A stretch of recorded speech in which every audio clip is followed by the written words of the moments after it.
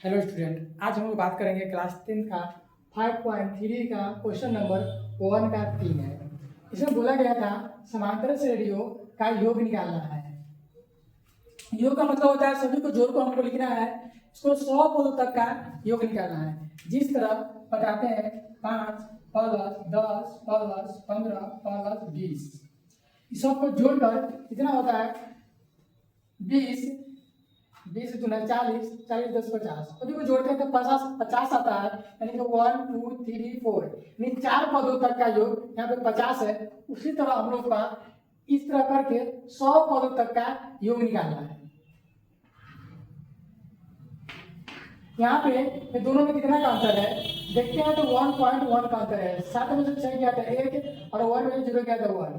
फिर इस दोनों में देखते हैं कितना का अंतर है। 8 में से 7 गया था 1, डेसिमल 2 में से 1 गया था 1, 1 का अंतर है। उसी तरह अगला स्टेप में 1.1 ऐड करेंगे, 8 1 9 हो जाएगा, 2 1 3 हो जाएगा।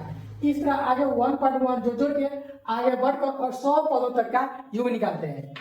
इसके लिए एक फॉर्मूला आता है एसिन का n/2 into 2a plus n-1 into D. ये फॉर्मूला हम लोग को यूज करने के लिए n का मान भी पता होना चाहिए और a का मान और d का मान, तभी हम लोग आसानी से निकाल सकते हैं। इसके लिए सबसे पहले लिखते हैं हम लोग प्रश्न से शुरू वाला को बोलते हैं प्रथम पद। इसे हम लोग a से सूचित करते हैं। यहाँ पर लिखेंगे प्रथम पद a इक्वल टू यहाँ पे 0.6 है, 0.6 लिख देंगे। इसके बाद निकालेंगे d सार्व अंतर d इक्वल टू दूसरा में से हम लोग को पहला को माइनस करेंगे। इसको a1 बोलते हैं, इसको a2 बोलते हैं, इसको a3 बोलते हैं, a4 बोलते हैं। इस तरह चलकर चला जाएगा और सभी में से घटाएंगे दूसरा में से पहला, अंतर सब में सेम आएगा। a2 का जगह लिखा हुआ है 1.7 माइनस 0.6, 7 में से 6 गया तो 1 डेसिमल हो जाएगा और 1 में से 0 गया तो 1, ये डी का मान हो गया।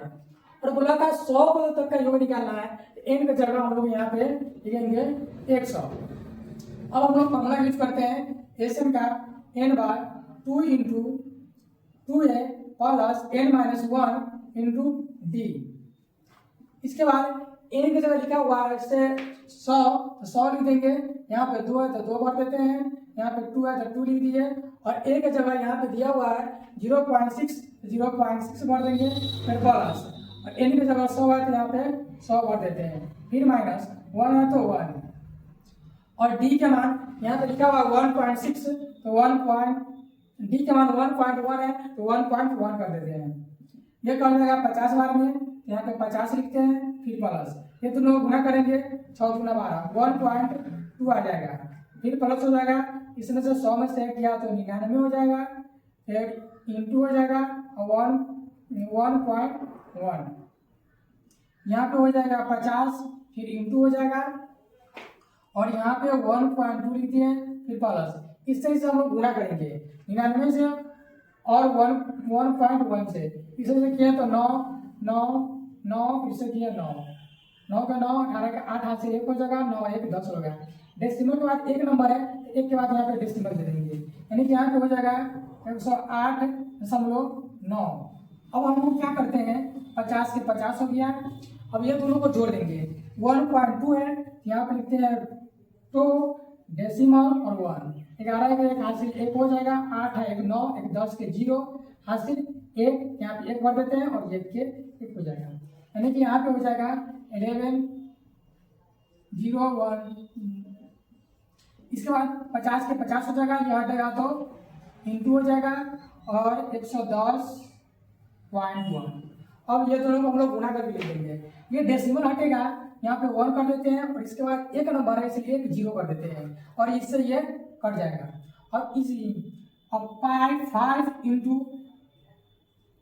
इतना सा गुना कर देते हैं, 5 हो जाएगा, फिर 0 हो जाएगा, 11 बचे 55 हो जाएगा।